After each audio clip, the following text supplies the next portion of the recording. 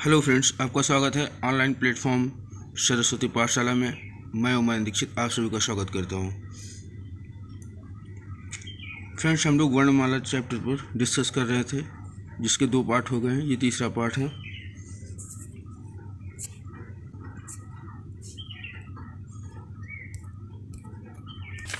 हम लोगों ने वर्णमाला की प्रमुख शब्दावलियों पर चर्चा की है और वर्णमाला के कुछ भेदों पर चर्चा की है। जैसे कि हम लोगों ने संरचना बनावट के आधार पर स्वरों की संख्या के बारे में कल डिस्कस किया था और उच्चारण अवधि श्वास अवधि की स्थान के आधार पर स्वरों की संख्या मतलब स्वरों का वर्गीकरण किया था। उसी प्रकार से आज हम लोग शेष स्वरों के भागों पर चर्चा करेंगे। जैसे कि आज हम लोग चर्चा करेंगे उच्चारण स्थान के आधार पर स्वरों की संख्या। उच्चारण आधार पर स्वरों की संख्या। उच्चारण जो स्थान होता है हम लोगों का फ्रेंड्स, उसके आधार पर स्वरों को हम लोग छः स्थान से उनका उच्चारण कर सकते हैं। यानी कि जो स्वर हमारे 11 होते हैं, उनका उच्चारण हम 6 स्थानों में कर सकते हैं। नंबर 1 फ्रेंड्स, हम लोग कंठ। नंबर 1 उसका होता है कंठ स्थान।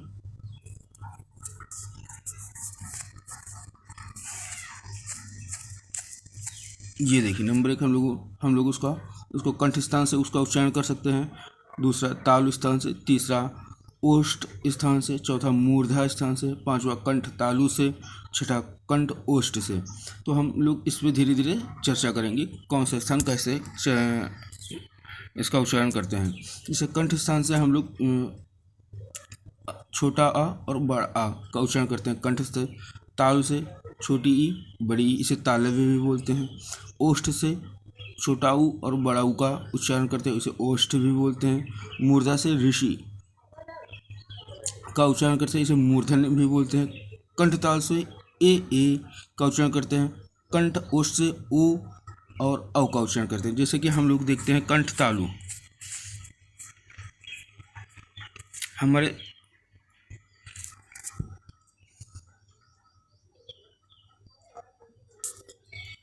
हम लोग जिसे देखते हैं कंठ तालु से हम लोग ए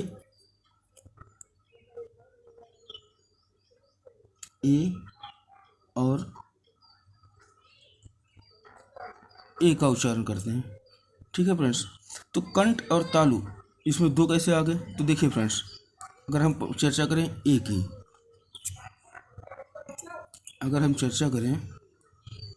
ए की, तो ए का जो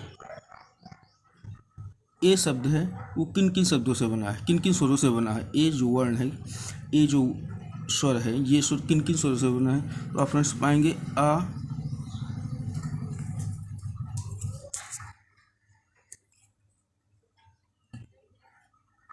और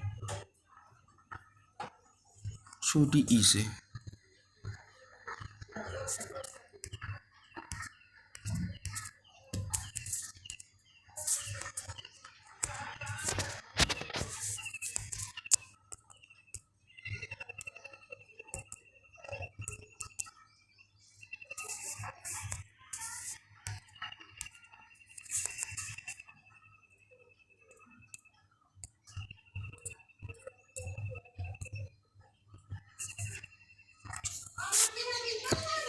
औ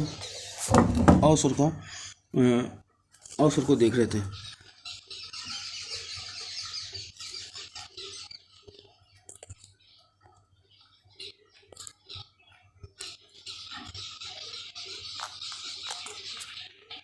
औ का निर्माण आ प्लस ओ से होता है और ओ का निर्माण हमने आपको बताया था आ प्लस ऊ से होता है।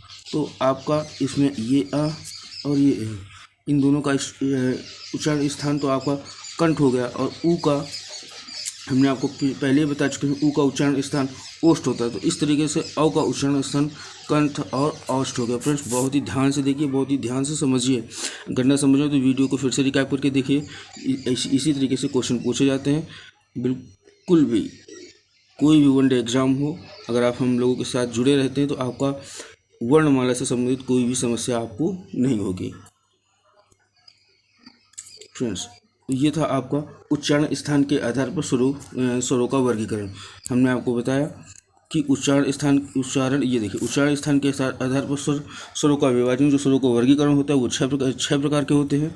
6 तरीके से किया जाता है। नंबर 1, कंठ स्थान से हम लोग आ, छोटा आ और बड़ा आ का उच्चारण करते हैं। तालु स्थान से छोटी ई बड़ी ई का उच्चारण होता है। तालव्य जिसे बोलते हैं। ओष्ठ से छोटा ऊ और बड़ा ऊ का उच्चारण होता है, इसे ओष्ठ बोलते हैं।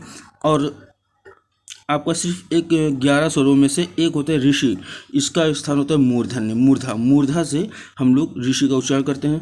कंठताल से ए और ए का उच्चारण स्थान, ये देखो हमने बताया, ए का विच्छेद करके कंठ ओष्ठ से ओ और औ का उच्चारण करते हैं।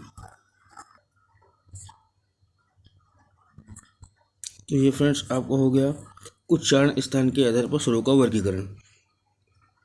अब हम लोग देखते हैं आगे देखते हैं ओष्ठाकृत के आधार पर स्वरों की संख्या, स्वरों का वर्गीकरण।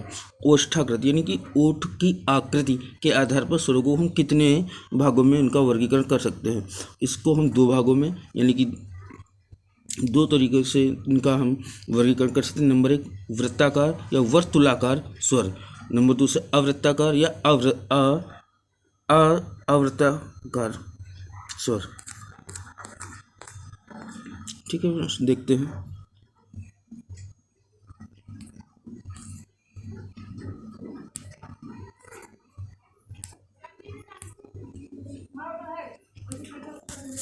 तो ओष्ठाकृत के आधार पर स्वरों की संख्या, स्वरों का वर्गीकरण हम लोग दो प्रकार से कर सकते हैं। ठीक है फ्रेंड्स, नंबर 1 होता है वृत्ताकार या वर्तुलाकार स्वर, यानी कि जब हम जो ऐसे स्वर जिनका आप अगर परिभाषा लिखना चाहें तो लिख सकते हैं, ऐसे स्वरों का उच्चारण जब हमारे ओष्ठ की आकृति वृत्तानुसार हो जाए, वृत्त के आकार के अनुसार हो जाए, तो हमने वृत्ताकार या वर्तुलाकार स्वर कहते हैं। इनमें से मात्र आपके 4 स्वर होते हैं। छोटा ऊ,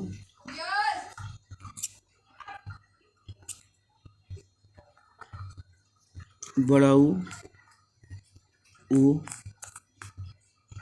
और औ, ये आपके आते हैं वृत्ताकार या वर्तुलाकार स्वरों की श्रेणी में। नंबर 2 अवृत्ताकार या अवर्तुलाकार स्वर। इसमें हमारे जो ओठ होते हैं, ओठ की आकृति वृत्त के अनुसार नहीं होती है। अगर आप परिभाषा लिखना चाहें तो लिख सकते हैं कि ऐसे स्वरों का उच्चारण करने पर हमारे ओष्ठ की आकृति वृत्त के अनुसार न हो, तो उसे अवृत्ताकार स्वर कहते हैं। इनकी संख्या होती है 7। देखते हैं कौन कौन से होते हैं। अवृत्ताकार स्वरों की संख्या 7 होती है। नंबर 1, बड़ा, छोटा, बड़ी, छोटी, या फिर आप ऐसे भी देख सकते हैं इनको, छोटा, बड़ा, छोटी, बड़ी। ठीक है फ्रेंड्स, 4 ए और ऋषि, इनकी संख्या होती है कितनी? 7। यानी अवृत्ताकार स्वरों की संख्या कितनी होती है? 7। और हमने आपको बताया था वृत्ताकार स्वरों की संख्या होती है कितनी? 4। नंबर 1 वृत्ताकार स्वरों की संख्या, फिर से आप देख रहे हैं, फिर से रिवाइज करते हैं। ओष्ठाकृति के आधार पर स्वरों को हम 2 भागों में विभाजित कर सकते हैं। नंबर 1 वृत्ताकार स्वर, नंबर 2 अवृत्ताकार स्वर। वृत्ताकार स्वरों की संख्या कितनी होती है? 4। और अवृत्ताकार स्वरों की संख्या कितनी होती है फ्रेंड्स? 7। इस हिसाब से हमारे हो गए 11 स्वर। सीधा एग्जाम में क्वेश्चन यही पूछ देता है कि ओष्ठाकृत के आधार पर स्वरों को कितने भागों में हमें वर्गीकृत किया गया है? 2 भागों में वर्गीकृत किया गया है। और वृत्ताकार स्वरों की संख्या, आपसे प्रश्न सीधा प्रश्न में पूछेगा वृत्ताकार स्वरों की संख्या कितनी होती है? 4। अवृत्ताकार स्वरों की संख्या कितनी होती है? 7। बिल्कुल आप ध्यान से देखिएगा। और कौन कौन से स्वर होते हैं हमने आपको बताया, इसको आप बिल्कुल ध्यान से देखिएगा।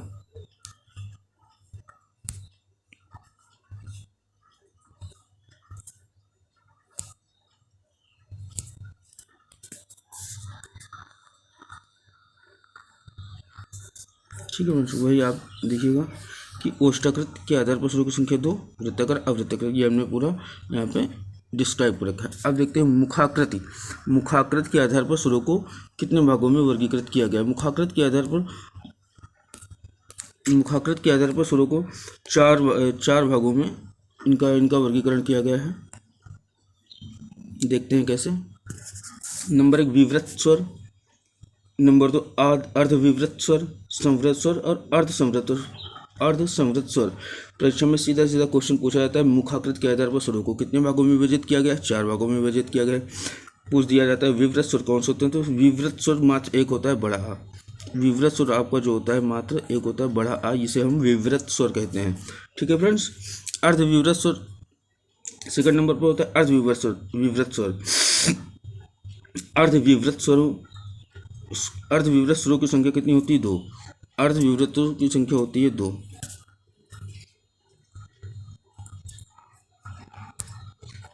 अर्धविवृत स्वरों की संख्या होती है 2। कौन कौन से होते हैं फ्रेंड्स, इसमें होते हैं अर्धविवृतों में से ए और औ, ये होते हैं अर्धविवृत स्वर। ठीक है फ्रेंड्स। नंबर 3 पे होता है संवृत स्वर। संवृत स्वरों की संख्या कितनी होती है, 5। संवृत स्वरों होती हैं, संवृत स्वरों की संख्या कितनी होती है, 5। इसी तरह से क्वेश्चन पूछते हैं संवृत स्वर इनमें से निम्नलिखित में कौन सा संवृत स्वर नहीं है। आपको ऑप्शन दे देगा, एक दे देगा, जो जिनमें से नहीं होगा वही आपको टिक करना होगा। तो इसीलिए आपको फ्रेंड्स बहुत ही केयरफुली देखना होगा, बहुत ही केयरफुली समझना होगा। संवृत स्वरों की संख्या कितनी होती है, 5। इनमें से आपको होते हैं कौन कौन से, छोटा ई, बड़ा ई, ऊ, छोटा ऊ, बड़ा ऊ और ऋषि। ये आपको होता है समृत स्वर। समृत स्वरों की संख्या कितनी होती है, 5। फ्रेंड्स आपको ध्यान देखना होगा, ऋषि ये होता है आपका समृत स्वर। बहुत ही केयरफुल, ये कई बार एग्जाम में पूछा गया है, ये कौन सा स्वर है, ये समृत स्वर है, संवृत स्वर है। ठीक है फ्रेंड्स। इनका पूरा एक वर्णमाला, एक बार ये स्वरों का विभाजन खत्म हो जाए, फिर इनको एक हम चार्ट बनाएंगे। चार्ट से आपको समझाने की कोशिश करेंगे, वो लास्ट क्लास में होगा, बहुत अच्छी और आसान तरीके से। ठीक है फ्रेंड्स। अब नंबर चौथे पर था अर्धसंवृत स्वर। अर्धसंवृत स्वरों की संख्या कितनी होती है, 4। छोटा ए और ओ, ये है आपके अर्धसंवृत स्वर। ठीक है फ्रेंड्स, हम लोग देख लेते हैं।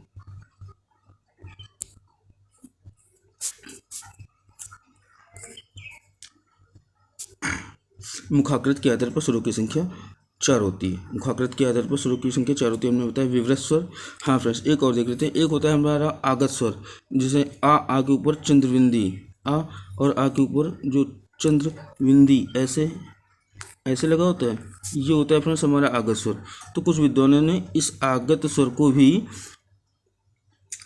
भी विवृत स्वर में शामिल कर रखा। वैसे आपसे क्वेश्चन जब भी पूछा जाएगा तो आपको ऑप्शन में मतलब जैसे आपसे पूछा गया कि विवृत स्वर कौन से होते हैं, विवृत स्वर बड़ा होता है, लेकिन जान लीजिए कि आ और चंद्रबिंदी अगर ऊपर लगा हुआ तो ये भी आपको संवृत स्वर होता है, बस एज ए नॉलेज। बाकी क्वेश्चन एग्जाम में ऐसे अगर ये होगा तो, अगर बड़ा होगा तो ये अलावा नहीं पूछा जाएगा।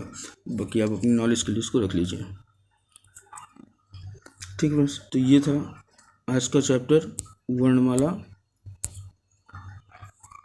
मुखाकृत के आधार पर स्वरों का वर्गीकरण। आज हम लोगों ने देखा उच्चारण स्थान के आधार पर स्वरों का वर्गीकरण। फिर हमने देखा ओष्ठाकृत के आधार पर स्वरों का वर्गीकरण। फिर हमने देखा मुखाकृत के आधार पर स्वरों का वर्गीकरण। आगे फिर हम लोग आगे कल की क्लास में देखेंगे कैसे क्या जो बचे हुए हैं, जैसे कि जीवा के आधार पर स्वर संयोग कितने कौन कैसे बनाए जाते हैं, और संधि स्वर की क्या रोल होता है, संधि स्वर कैसे होते हैं। फ्रेंड्स इनको बस ध्यान से देखिएगा, ये क्वेश्चन सीधे एग्जाम में पूछ लेते हैं। ठीक है फ्रेंड्स, अगर आपको लग रहा है कि ये कंटेंट आपके हेल्पफुल होगा या आपकी नॉलेज को इंक्रीज़ करेगा, सो प्लीज़ आप इसे देखिए अच्छे से और इसे लाइक करें, सब्सक्राइब करें, वीडियो को ज़्यादा से ज़्यादा शेयर करें, क्योंकि आपका कमेंट, आपके शेयर और आपका सब्सक्रिप्शन ही हमारा एक तरीके से मनोबल होगा, जो हम आपको अच्छे से अच्छा कंटेंट दे पाएँ, जिससे कि थैंक्स फॉर वॉचिंग।